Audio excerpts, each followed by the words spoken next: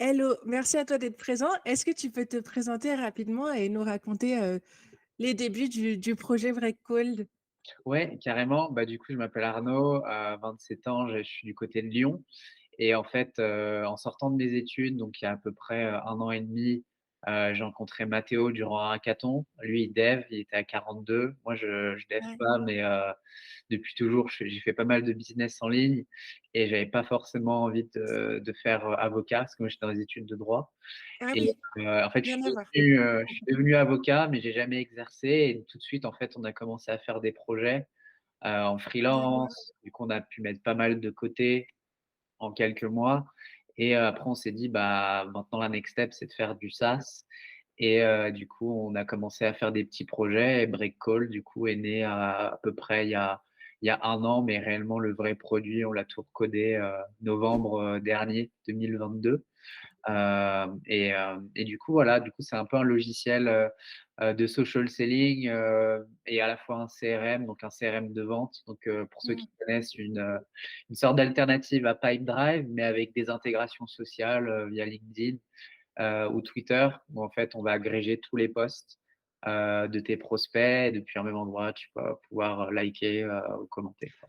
Oui, c'est ça qui est vraiment super intéressant chez Breakall et qui vous différencie des autres outils parce que Pipedrive, comme tu dis, à ma connaissance, les CRM qui sont utilisés sur le marché, même Close et tout, ils sont pas intégrés directement avec les réseaux sociaux. Tu dois donc importer d'abord les contacts à l'intérieur et il y a toute une gestion manuelle ensuite, il faut aller sur le profil des gens si jamais tu souhaites entretenir la relation d'un point de vue social.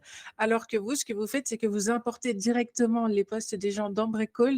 Comme ça, on n'a pas tous ces allers-retours à faire pour chaque profil et on peut directement faire en fait comme on le ferait naturellement sur les réseaux sociaux, échanger avec les autres et donc construire une relation et Ouais. voilà, d'une façon beaucoup plus intuitive et agréable en fait, parce que tu vas vraiment déjà répondre à ce que les gens postent, donc à leurs préoccupations actuelles, plutôt que de venir vers eux avec un côté prospection à froid où tu leur parles d'un service sans vraiment savoir forcément où est-ce que eux ils en sont dans leur projet et tout. Well, you're bothering me. Et donc c'est marrant que vous ayez cette approche que j'ai vue nulle part ailleurs. Je sais pas si je l'ai vue ailleurs et d'où ça vous est venu. Non, en fait, ça existe pas tout court. Il y a sans doute, vite des personnes qui vont faire, quelque chose de similaire, mais concrètement, en fait, à la base, nous, on avait juste un petit outil, d'emailing avec de l'IA bien avant ChatGPT et en fait, on a réalisé que pour plein de raisons, c'était pas la meilleure solution, que ce soit en termes de Mhm. prospection, mais nous, le problème qu'on voulait résoudre, c'était plus, comment, créer des relations B2B, de manière plus rapide. Intéressante et tout. Et ouais, exactement. Et en fait, on a enlevé l'IA, mais vu qu'on a enlevé l'IA, bah, on avait juste quelque chose d'emailing et du coup, bah, on était en 2022-2023. Comment tu te dis ça? Ouais. C'est un peu 10 ans en retard. Et à partir de là, bah, j'ai passé pas mal de temps à regarder les autres outils, tous les CRM du marché, surtout anglophone, parce que c'est là où il y en a beaucoup, tous les outils de prospection qui existent, sachant qu'on en connaissait plein. Ouais, il Et y en a beaucoup. et après, à partir de là, j'ai dit: «OK, il y a pas il y en a qui font certes qui font pas, ce que moi je pensais Oui, il à y a l». rien qui est adapté 100% par rapport aux réseaux sociaux, en fait. Ouais, c'est ça et pour plein de raisons, parce que des fois, les boîtes, elles deviennent trop grosses et il y a, en anglais, ils appellent ça the innovation dilemma, en gros, le fait de plus pouvoir innover quand Mmh. tu grossis, et en fait, c'est tellement dur de changer ta structure et de la penser réseau quand à la base, bah, c'est pas Ouais. réseau, c'est presque impossible, sauf à faire une refonte énorme. Et du coup, après, bah, j'ai passé pas mal de temps sur Figma pendant 1 ou 2 jours non-stop, peut-être une vingtaine d'heures à essayer de trouver quelque chose, puisque dans le monde du sales, tellement tout a été fait que c'est super dur d'innover en fait. Ouais, vous avez bien réussi parce que l'UX, elle est nickel, ça donne envie de travailler dessus, c'est très clair Ouais. Ah bah et merci, très ouais. simple. Mathéo, il sera content aussi, il participe beaucoup Et à. du coup, c'est super intéressant que vous ayez en premier cette approche d'emailing. Donc, ça fait un outil qui est super complet en fait et vous réussissez à intégrer les deux en même temps, la partie emailing et la partie prospection sur les réseaux sociaux. Comment ça se passe? Ouais, bah, en fait, tu as une partie de campagne de cold emailing où là, en fait, on va pas faire d'automatisation LinkedIn et cetera parce que nous, on veut pas être un outil qui automatise LinkedIn, on veut pas que nos users soient ban. Donc en général, Ouais. beaucoup d'actions manuelles et d'actions pas risquées. On a plus de 2000 utilisateurs payants ou pas qui personne s'est fait ban tout simplement.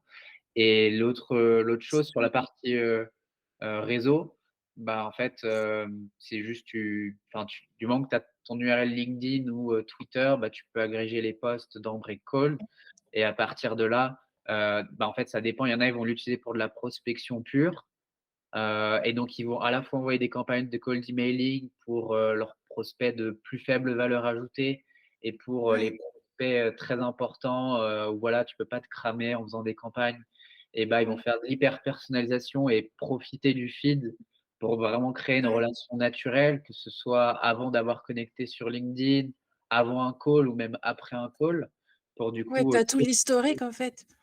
ouais, là, on est en train de rajouter, ouais, exactement, bah, ça va sortir, demain, à tout un système de timeline où tu pourras voir ce que tu as liké, commenté, tu peux le trier, tes notes en fonction Ah, des c'est dates génial. Et il et y à aura aussi partir de les là emails envoyés, ouais, email par le envoyé, Gmail? ouais, c'est ça et là, et après les next steps, du coup, pour nous, ce sera de travailler, bah, sur, l'entrant, parce que pour l'instant, ce qui est synchro, c'est ce que tu envoies, mais pas ce que tu Mmh. reçois sur les Au messages, niveau des je veux dire. emails, ouais. Ouais. Les emails aussi et les emails du coup, Ah ouais, déjà on va commencer par les emails et après pour tout ce qui est message LinkedIn, on fera pas d'inbox LinkedIn parce qu'encore une fois, c'est les choses qui automatisent, LinkedIn et c'est qui pas autorisé. ban. En revanche, il y a des approches qui sont super bien comme celle de Leadjet Surf, qui eux en fait sont une extension Chrome, qui concrètement, via un clic depuis Ouais. LinkedIn, va pusher la data dans tous les CRM et nous, vu que nous, bah, on est notre propre CRM, on va le faire juste pour nous et du coup améliorer notre Chrome extension et ça Du c'est compliant, enfin ça peut se Ouais, avec les règles de LinkedIn. mmh. D'accord. Bah, c'est super et du coup, ça veut dire qu'on aura toutes les interactions, dans Breakcold, mais qu'on ne pourra pas envoyer les messages à partir de Breakcold pour l'inbox LinkedIn, c'est ça? Si tu peux déjà envoyer des messages à l'heure actuelle, depuis Breakcall, tu peux déjà envoyer des messages LinkedIn, ou Twitter ou un email. De manière assez simple parce que tu as ton feed, donc tu vois en fait les posts de tes prospects ou tous ces anciens posts pour une personne. Donc du coup, Mmh. du même endroit, tu peux toujours choisir soit d'envoyer un email, soit un message LinkedIn, soit un message Twitter. Donc tu peux t'inspirer aussi du feed et rapidement liker, commenter et donc tu peux déjà envoyer des messages depuis, Ça, j'ai bien vu, mais du coup, je ne comprends pas ce qui est interdit par LinkedIn. bah, en Est-ce que fait, vous c'est pouvez le l'aspect faire? d'inbox au sens que, bah, si on crée une inbox, donc vraiment le fait de t'envoyer un message, on te répond et ça va directement dans Breakcold. Ça veut dire qu'en fait, on doit automatiser le fait d'aller récupérer le message depuis LinkedIn Mmh. et donc techniquement, ça ressemble pas à de l'automatisation dans notre tête parce qu'on se dit: «Bah, juste j'envoie un message, j'en reçois un».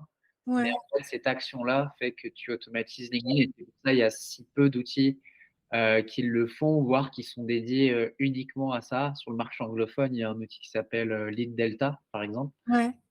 qui est principalement une inbox LinkedIn, et qui le fait bien. Mais en revanche, bah, c'est toute une classe à part entière parce que vu que c'est pas autorisé par l'API, Ah, heu, d'accord. en fait, tu dois beaucoup contourner. C'est une galère en maintenance et forcément, tu peux toujours avoir un Oui, problème. tu prends des risques. Mmh. C'est pour ça que nous, on le fera pas de toute manière et on est d'abord un CRM de vente qui a des intégrations sociales avant d'être juste un outil Twitter ou un outil LinkedIn et cetera. Donc ouais. D'accord. OK. Donc c'est le premier message que tu peux envoyer, sans souci. Après tu peux continuer d'envoyer des messages sans souci à partir de Breakcold, mais il ira pas récupérer, les réponses de la personne, Non, c'est ce ça? sera, plus tard via l'extension Chrome depuis LinkedIn. Après, tu fais ta conversation sur LinkedIn et en un clic, tu repousses toute la conversation, et tu auras au moins l'historique dans le CRM, ce qui est déjà un gros pain pour, 90 des gens. Heu Oui. et c'est pour ça que Leadjet, Surf, par exemple, ils cartonnent, où eux, en fait, ils vont Ouais, se plugger la data chez Salesforce, HubSpot et cetera et ça marche très bien. d'accord. Voilà. Mmh.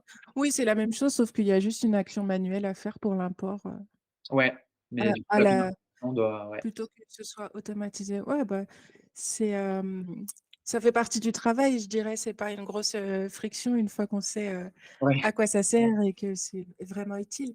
Et est-ce que tu as des nouvelles au niveau des autres réseaux sociaux? Est-ce que tu peux nous expliquer un petit peu? Parce que tu m'avais dit qu'avec Facebook, ce serait pas possible de récupérer Tout ce les qui est posts comme pour LinkedIn et Twitter. C'est ça? Ouais, ouais, ouais, bah, Facebook, Instagram, ouais, c'est un peu plus, compliqué, de récupérer, éventuellement, on verra, mais je pense que ça va être Leur quelque API, elle est pas bien calibrée, c'est ça? ouais, concrètement, pour, grossièrement, c'est à peu près ça et après tout ce qui va être message, ce serait pareil, le fait de pouvoir liker, commenter, ce serait aussi, assez, compliqué. Sinon, bah, en fait, il y a plein Ah, d'outils qui, sur Instagram, l'auraient déjà fait. Heu, ouais, J'en connais pas, en fait, qui l'ont réellement fait. Après, il y a des moyens de contourner, mais après, bah, c'est toujours pareil. Est-ce qu'après, du coup, les gens vont se faire ban? Donc c'est toujours un peu, oui, c'est risqué. ça. En revanche, après, les autres plateformes qui sont intéressantes, bah, c'est toutes les plateformes qui vont tourner autour de que les gens pensent pas forcément, mais c'est aussi des gros marchés, que sont, Telegram. Telegram, il y a autant d'users que Twitter, même si les gens s'en rendent pas compte. Il y a énormément de business des Ouais. gros deals à plus de 200 K euros qui se font sur Telegram, surtout dans le Ah monde oui, du web free, notamment. Et puis après, au-delà de Telegram, bah, tout ce qui est WhatsApp, heu, mmh. WhatsApp Business, tout ce qui est en Amérique latine, c'est leur canal Ouais, principal même et comment dire? Et en fait, les API sont très ouvertes, mmh. elles sont ouvertes tout simplement et OK, il c'est faut super. que la personne a un compte Telegram Business ou WhatsApp Business. Il y a déjà plein d'outils pour la messagerie comme, le live chat, je pense à Crisp par exemple, qui est un Oui, live chat français où eux, bah, eux, c'est un outil de live chat, mais aussi même une inbox augmentée, parce que tu peux déjà d'ailleurs, connecter, i Telegram, WhatsApp avec eux et du coup, c'est très pratique pour ton support client. Et oui, c'est vrai, mais il me semble qu'ils ont aussi, par exemple, Messenger, non? ouais, ils Ou ont il y a Messenger, mais du coup, c'est que pour du support client et donc là, tu as l'accès à l'API parce que c'est pour les pages, voilà, mais si c'est pour ton profil d'accord, perso, c'est absolument impossible, à l'heure actuelle. ouais. Ouais, il y a tout un contournement technique à réfléchir par rapport au produit, mais c'est ça qui fait votre valeur ajoutée aussi. Donc, merci pour nous présenter tout ça. C'est super intéressant. Et puis, bah, on te souhaite beaucoup de succès avec Mathéo pour Breakhold pour la suite. Ouais, bah, merci beaucoup Diane et ouais, c'est top. Là, c'est un peu le rush, on est un